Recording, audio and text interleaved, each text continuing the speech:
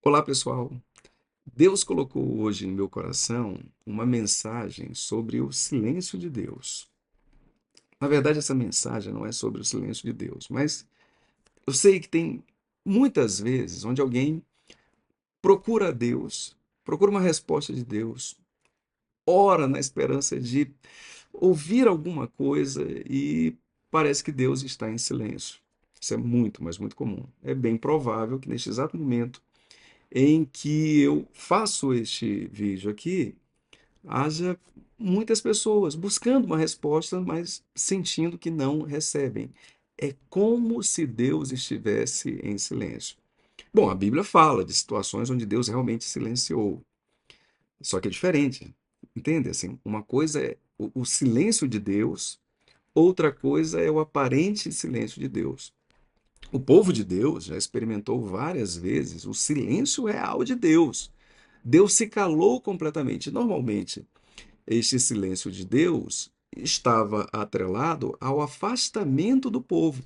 O povo se afastou espiritualmente de Deus. Então, pelo afastamento, a consequência é que Deus se cala. Houve, inclusive, um silêncio profético de séculos, onde Deus não enviou profetas para anunciar absolutamente nada. Então, este é um caso. Deus está em silêncio, de fato, porque o povo se afastou. Mas outro caso é onde Deus não está em silêncio, mas as pessoas não conseguem ouvi-lo porque ensurdeceram. Então, há muitos graus de ensurdecimento em relação a Deus.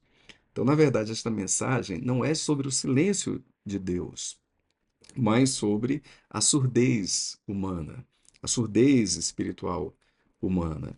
E tem, nossa, mas muitas causas para esta surdez.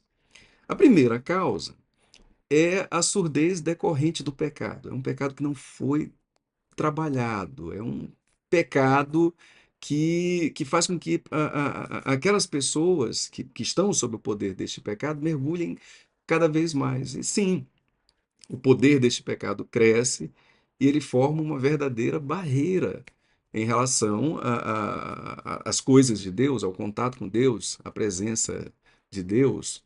Quem se deixa colocar sob o comando do pecado se ensurdece em relação a Deus. Ó, vejam o que diz Jeremias.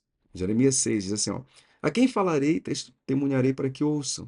Eis que os seus ouvidos são incircuncisos e não podem ouvir. Não podem ouvir porque estão tomados pelo poder do pecado. Aquele que segue as inclinações decorrentes do poder da carne, muitas vezes se ensurdecem em relação a Deus. Muitas vezes as pessoas não conseguem ouvir a Deus por conta dos seus sofrimentos e aflições, por conta das expectativas de como seria este ouvir a Deus. Sabe, tem vezes onde a confusão em relação à voz de Deus é causada pelo próprio grupo religioso. Tem pessoas que estão em certos grupos religiosos, e eu não estou falando mal desses grupos, mas nesses grupos há tantos testemunhos de uma maneira assim muito direta, muito óbvia, como Deus se comunica. E aí a pessoa olha para si e diz: Não, mas Deus não fala, nunca falou comigo desta forma, então Deus não fala comigo. Quando a própria Bíblia diz que Deus fala de muitas maneiras, de muitas formas, e que ouvir a voz de Deus seria uma questão de sensibilidade espiritual.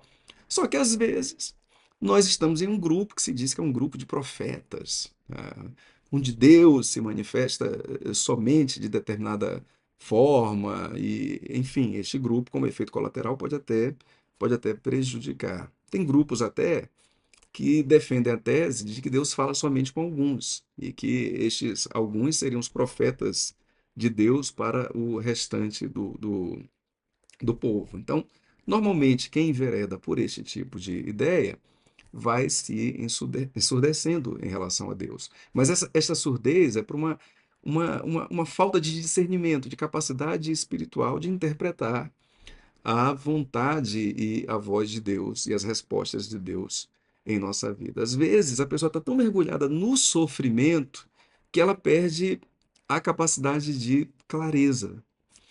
Deus pode falar com esta pessoa através de outras, mas o sofrimento é tão grande que falta clareza e ela não consegue de fato escutar.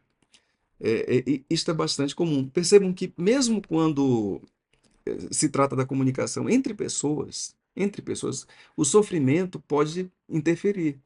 Alguém está sofrendo tanto que distorce, alguém está sofrendo tanto que viaja, que se desloca, que se perde na comunicação. Então, se na relação entre pessoas, eu estou vendo ali, eu estou olhando, estou ouvindo a voz, o som, o sofrimento atrapalha, imagina na conexão com Deus. Então, tem pessoas que o sofrimento, elas se entregam ao sofrimento, elas permitem que a energia do sofrimento encontre maior espaço dentro de si e isto produz, sim, um abalo espiritual que as ensurdece. Tem pessoas que simplesmente não têm o foco teológico certo. Olha, Deus fala conosco o tempo inteiro por meio da sua palavra. É uma maneira incrível de ouvi-lo pela meditação da palavra. Aqui estão todos os princípios da vontade de Deus, todo o plano de Deus para as nossas vidas.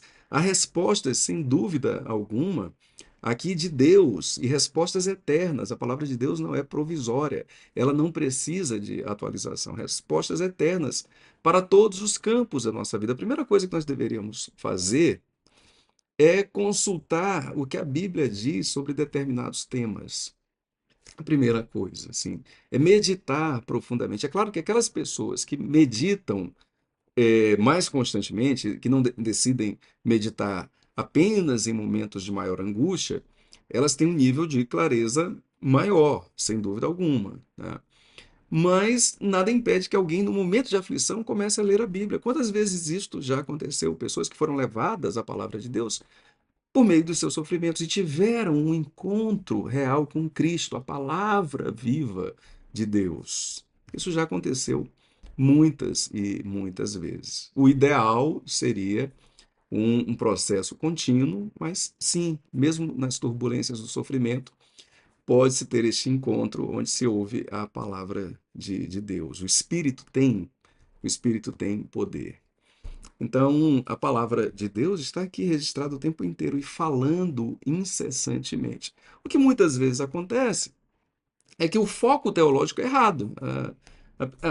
Muitas pessoas não reconhecem a Bíblia como ela deveria ser reconhecida. Por incrível que pareça, tem gente que está com a Bíblia, que lê a Bíblia, que parece respeitá-la, mas que não percebem a palavra viva de Deus jorrando espiritualmente e incessantemente através dela. E aí acham que vão ouvir mais e melhor de outra maneira. Então, Deus nos fala primeiramente através da Bíblia. Em oração, nós podemos sempre colocar as nossas coisas e pedir a orientação do Espírito. Nós podemos pedir, inclusive a Bíblia nos orienta, mais sabedoria. Nós podemos pedir um dos dons do Espírito que estão à nossa disposição, que é o dom espiritual do discernimento. Todas essas coisas nós podemos requerer em oração e elas nos serão dadas.